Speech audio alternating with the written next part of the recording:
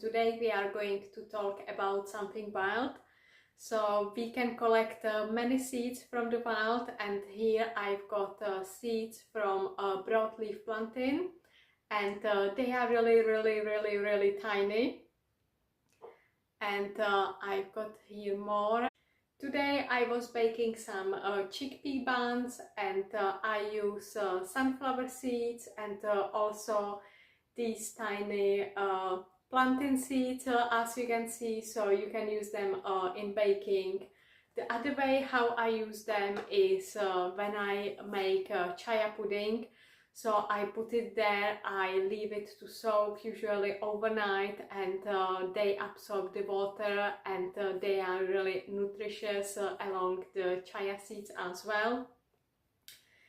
And I managed to find a few of the